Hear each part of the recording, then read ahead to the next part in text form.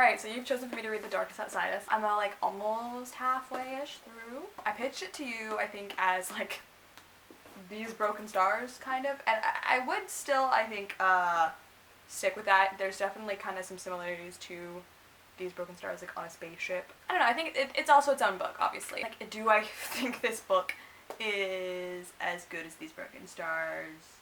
No. But I'm still enjoying it a lot.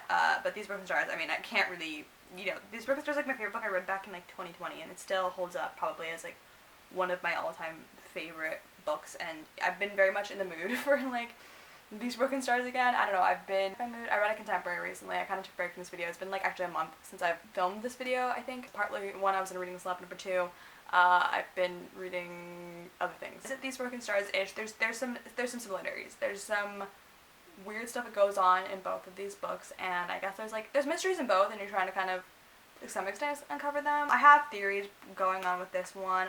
I stopped to kind of find, I don't know if my theories are going to be proven correct here, but I don't want to like obviously say what those theories are because I don't want to spoil you, because you might want to read this, but I do have some theories on where the story's going. Essentially, here, I guess I'll only like give you the actual plot.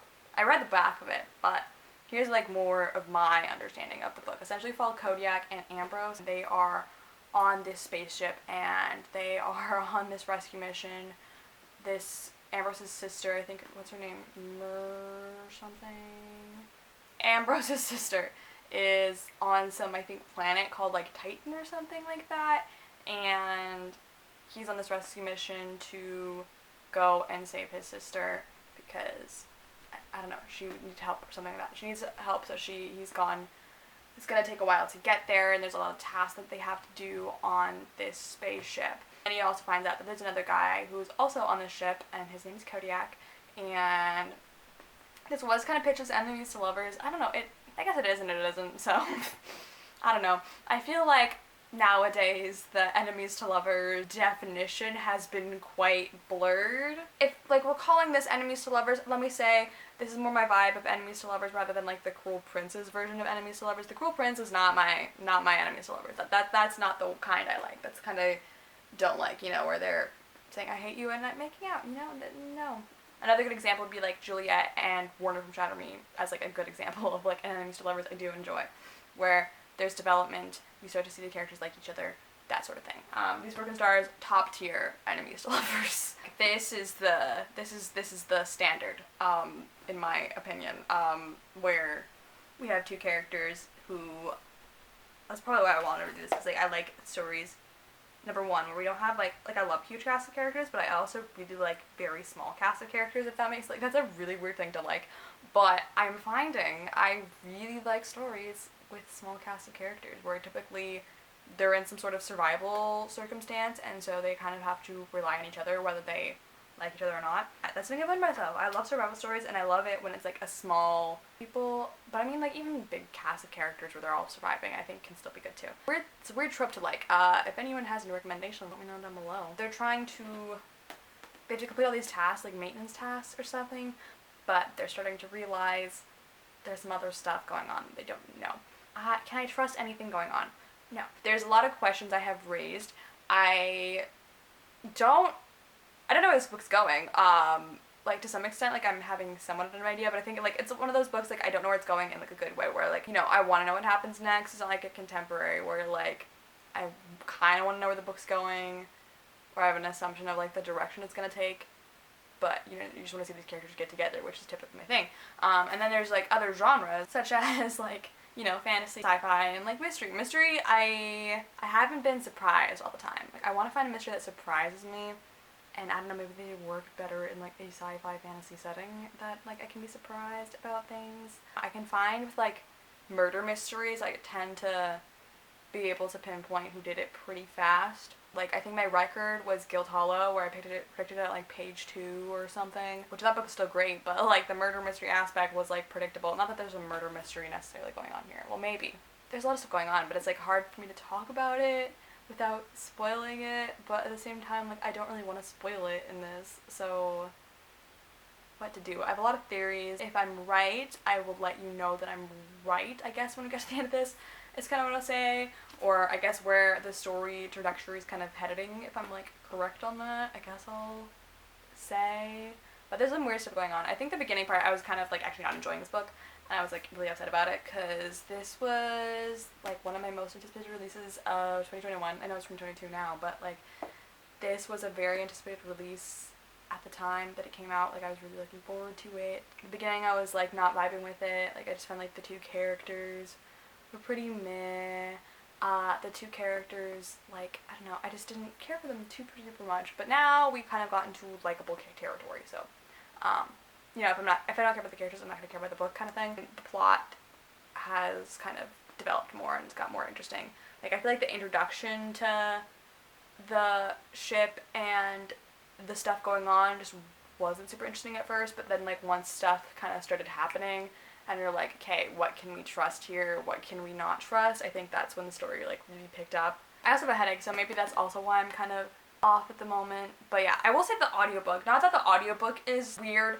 You know, like how All Roads Lead Here was weird. Like it's weird in the sense of, I guess the way it's split up, but I mean this book's not really easily split up. This book doesn't have chapters, there's parts, and they're very long. But I mean, as someone who likes short chapters, especially just because I feel like, I don't know, when I'm getting through chapters I'm accomplishing something and it's easy to find a place to stop. This book is not really easy to find a place to stop, and I kind of wish, like, they have like all these tasks to do and whatever, and I kind of wish they split the chapters up in the audiobook within like the tasks, maybe just like the audiobook on Scribd or something, which is where I'm listening to it. But I definitely wish they kind of split it up into when they, like, oh, we have this many tasks complete, kind of like the chapter titles, kind of, like, to those extent, because then the chapters would kind of be shorter, and it would be easier to find where you are if you put a sleep timer on and you listen to it as he goes to sleep kind of thing, like I did last night, and this morning, and I kept getting lost, and I had to go back, like, 3 times. I think I would appreciate that if the audiobook kind of just did that. That's like a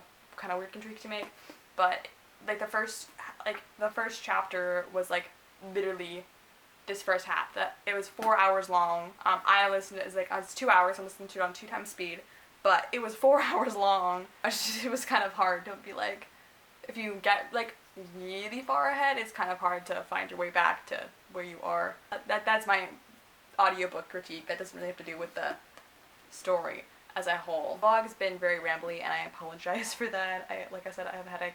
But I'm curious to see what's going to go. I really want to see what happens next, and see if my theory is correct, because I didn't listen to it too much to kind of, so I could update you, but I'm curious to see if I'll be proven right with my somewhat of a theory. Like, I know that theory that I currently have is, like, about to be confirmed or denied, so it's, like, one of those things, and then I have to figure out kind of what's really going on. I don't know, but it's nothing we're being told, is all I'm getting from this, but I don't want to, like, spoil anymore. I feel like this is as spoiler as I can get. Hopefully I can be, like, pretty non-spoilery when talking about the rest of this book, because, yeah, lots goes, I mean, things are happening, it's kind of interesting. Oh, my weird comparison was, this was, like, These Broken Stars meets 2001: A Space Odyssey meets Inception, which is, like, a weird comparison to make, despite the fact, like, you know, I don't really read/watch a lot of sci-fi, so, I mean, the sci-fi that I have consumed in my life is that sort of survival, enemies to lovers sort of thing of These Broken Stars. The weirdness, okay, so I didn't like 2001: A Space Odyssey, let me be clear. It's like one of my most hated movies of all time, and if you think it's a masterpiece, fine, but I just think it was a cheap way to be like, look at all these effects we can do. Like, I feel like what the heck was that movie? There's, like, you know, I feel like I can't say what part of 2001: A Space Odyssey it reminds me of without, like, spoiling this book, but I feel like if you read this book, maybe you can kind of figure out what part of that movie was this book. I swear if this ends the same way as that movie did, though, I quit. I mean, that'd be kind of funny, but, like, at the same time, like, why? I don't think it's gonna go in that direction. I think there's something else, but maybe it will go in that direction. I think, yeah, there's some 2001: A Space Odyssey. Like, if 2001: A Space Odyssey was good, in my mind. And then Inception, kind of just, like, the time stuff. We're gonna see if I'm right. Maybe I should write my theories down, and I'll let you know how much I got right. I don't know. I'm curious to see where this is gonna go. That's all for now. I will stop rambling, and I'll update you once I finish it. Okay, it's like a minute or two later, but I would like to point out I guess, like, it's not like a theory of, like, what was happening, but, like, a theory of where the story was gonna go, like a plot twist, and I was correct. of where the story went, or what was going to happen. So I like to point that out, that I am brilliant.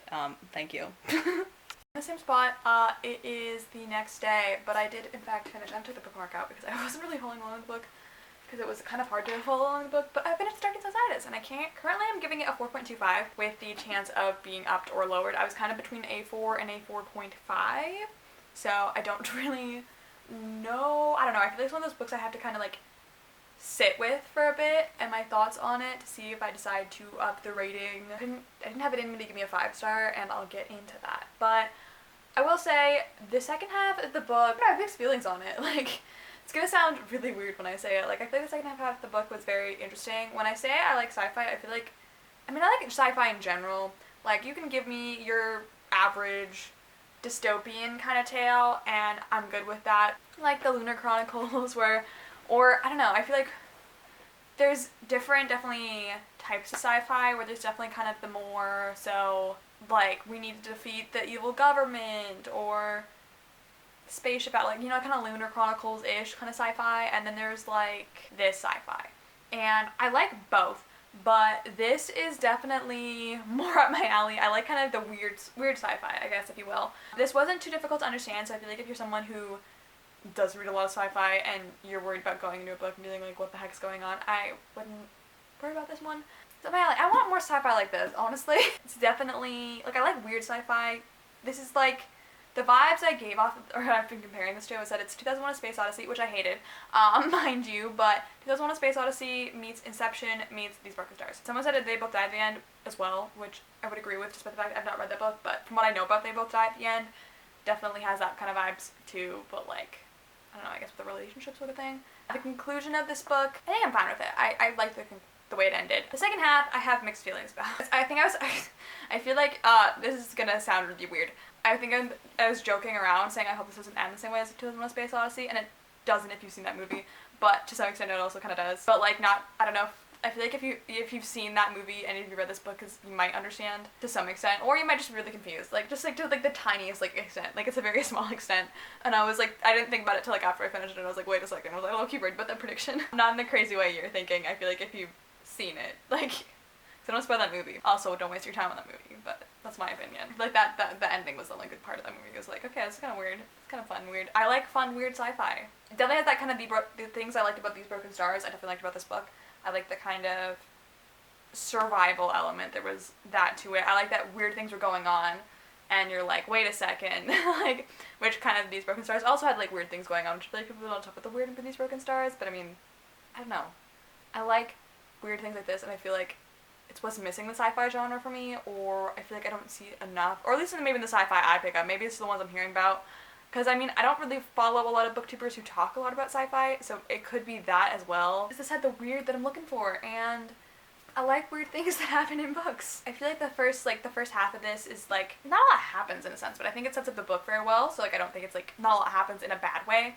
I feel like we got a lot of relationship development, we get, you know, to know these characters and kind of try to be like, okay, well there's something going on, but I don't know what the heck is going on, or maybe you do, like myself. I mean, I knew to some extent what was going on, not to the full extent. I will say my theories were correct on things. Like, I kind of had two main theories. Ish. And I don't know, maybe like the way this book went was not surprising to me. So I mean, I'm not like upset about that. Like, it's not surprising, but I don't know if it, like what I guess the whole real purpose of their mission. I don't think that was surprising, but maybe it was meant to be surprising because it's different than what you're expecting. I mean, I didn't find it surprising, so trying to be as vague as possible with giving my most great opinions, because I would recommend this book. I think it's very interesting, very telling about a book when it's in a genre I don't typically read from, and the first thing I don't comment on is the romance. Not in a bad way, I mean like that in a positive way, because sometimes like, if like I don't know what else to comment on, I think, and I only know how to comment on the romance, that kind of says more about the book, but like, if I have other things to comment on, I think that is a great thing. Then that means I was very interested in the plot line. I found like the reveals in this book happened earlier than I wanted them to. Not that they happened like early on in the book, but they kind of happened a bit over the halfway point, and I kind of get this like info dumpy portion and be like, okay, but this is what was really happening sort of thing, and I don't think I liked that. Like, when it was kind of happening too, I was kind of like, cool, I'm getting answers and I'm very intrigued, but it's kind of like the way WandaVision kind of did this too, where they kind of kept you in suspense and you're like, okay, what's going on? But then the reveal kind of came too early, and then like once you knew what was going on, all of a sudden, like, it was less fun. And I don't necessarily think that we needed the characters not to know what's going on, but I wish that information was kept from the reader, where, like, we just get this whole info dump portion being like, okay, so this is what's really happening. By the way, I just want to let you know. I wish that happened more, because, like, it's split up into parts. I think part 5 would have been a great time to have this info dumpy reveal, or not even info dumpy, but, like, just a way to reveal it to the readers. Maybe, like, I can't say in what way, but like I could figure out a way. But I wish the reveal came later, just because I feel like we should have been kept in suspense, like, a little bit longer before it was all revealed by Kay, like, going on, because the rest of the book, all of a sudden, like, any suspense we had is gone. Any hope we had, I mean, there's some hope, but, like, any kind of main hope we have for these characters is gone. There's, I mean, a drive to keep reading, because obviously I did, but I feel like after that, like, I knew where the story was going, and while I care about these characters enough to keep reading, aside from that, like, plot-wise, like, if you're a plot person, or do you want to care about the plot to keep reading, like, that was gone. It was really just the characters at the end of it, that, like, if you cared about the characters, you'd want to keep reading, but, like, if you don't, then you're like, well, I know what's happening, I know how this is gonna end, so I just wish the reveal was kept a little bit longer from us. That being said, I mean, I definitely did find, like, the first half of the book's very much setting it up, and then the second half of the book, like, a lot of stuff goes down, and I think that stuff is very interesting, but, like I said, would have been more interesting if I didn't know what was happening. Like, I think part of what was interesting about it was not knowing, and I wish I didn't know for longer. Whereas I feel like when I knew, it just wasn't as fun. But I cared about the characters enough, like, I was very much invested in them and their lives and what was going on with them, and I definitely cared about them a lot, and I liked the romance dynamic was really sweet. I have an idea for a sci-fi book. I only have, like, I think one idea for a sci-fi book, and I feel like it's definitely kind of similar to this in a way. So when I find sci-fi books that are kind of similar to the ones I want to write, I'm all for that. I want to read more weird sci-fi like this. Like, I think what we've learned about sci-fi so far is the ones that I typically enjoy more are the ones with small cast of characters, where we're following, like, 2 characters, and they have to survive. That's my favorite kind of sci-fi, I suppose. Or, like, just, like, a really small group of people, where we're not there's not, like, a bunch of people in the plot line, we're just following a very small group of people. There's very few names you have to remember. I think I like that kind of sci-fi more. That is my jam with sci-fi, I guess. I still will read other sci-fi, and I still enjoy other sci-fi, but I think my favorite kind of sci-fi is what we've discovered here is small groups of characters. I feel like if this book was, like, there was a sequel to this and all of a sudden it's about the aftermath of what happened in this book, that book also wouldn't be as good, which this book's a standalone, and I think works well as a standalone. So, I mean, obviously the answer to the question you're asking next is, Emily, was this the right book after this super rambly vlog? I feel like this is probably the most messy the vlogs have been up to this point, but that's also probably because, like, I haven't vlogged in, like, a month, so I feel like when I get back into it, I'm, like, all of a sudden, like, a really messy person, which, honestly, I can't tell you yet, because I still have not read The Sound of Stars. I'm like, oh, goodness gracious, I haven't even filmed my first update for that video, but I'm on page, like, 50, so I'm 50 pages into this book, so I can't tell you if this one was better, or if this one was better. So my plan is to read this today, and I'll update you once I finish that one. Alright, so I finished The Sound of Stars. So now you're probably wondering, Emily, was The Sound of Stars better than The Darkness Outside Us? Or is was The Darkness Outside Us better than The Sound of Stars, which I just read? And congrats, you have chosen the correct video! It's been like 2 weeks. A week or 2 weeks, I think. It might have been 2 weeks now at this point. I got my wisdom tooth taken out.